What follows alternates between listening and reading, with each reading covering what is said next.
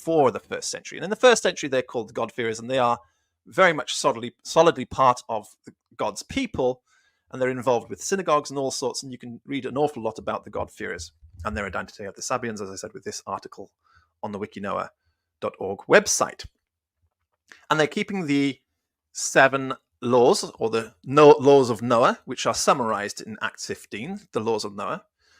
And they this movement is really, of course, spreading from John the Baptist, whose mission really is, again, working with the remnant of men, or specifically to try and get the remnant of Edom. Remember, this passage is from Amos. This is Amos chapter 9, verses 11 to 12, where it says the remnant of Edom.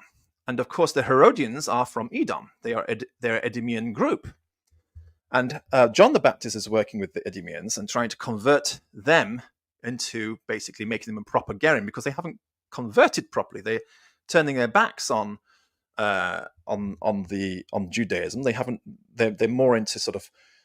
They're more secular. They're more into Roman culture, and they don't know the basic laws. So Herod has married his brother's wife, even though his brother's still alive, and he's not allowed to do that.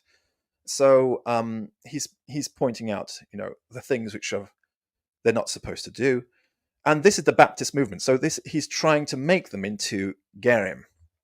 The scribes and the Pharisees also hear about this, but the main mission is not to the scribes and the Pharisees. It's not those who are well who need a physician. It's those who are sick who need a physician. Jesus continues the same mission, not working with the Kehillah of Jews who observe 613 laws, but actually working with the rest of the Edah of Hagerim, of the baptized people who are from the Erev Rav, from a mixed multitude of every language, nation, and tribe, as it's described in the book of Revelation. So that's the mission going on with them.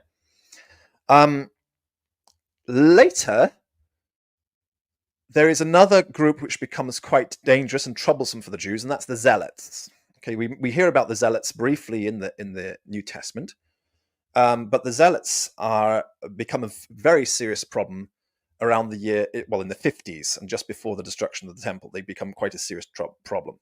So you've got the Hilonim, that means they translate as Hellenists, but it means secular actually, who the Baptists are working with to try and solve the problem. And then you've got the problem with these Zealots, and the Pharisees, the scribes and the Pharisees decide that the best way to deal with the Zealots is also to use the teachings of Jesus of Nazareth and his disciples. So they compile the New Testament together, and they go to work on trying to convert the Zealots and stop them from trying to establish a kingdom by force and appointing a descendant of David as a king by force, because that's not the way it's got to be. According to the Pharisees, it's got to be all done according to the way God has decreed. It's got to be supernatural restoration of the kingdom, not through arms and violence. That's the decision which has been made. The Pharisees want to make sure that is what goes on. So they put together the New Testament, and they work on trying to convert these Notzrim, the sons of Israel, who secretly do things against the Lord, as it's described in the Book of Kings. And so you've got two sort of groups now which are being targeted for conversion by the Baptists. Okay, the Baptists are working on converting the Hilonim, that's the secular Herodian type Edom, and also on working on converting the Notzrim, the royalist, violent nationalists who are wanting to bring back the kingdom of David by violence, by force. Okay, so these three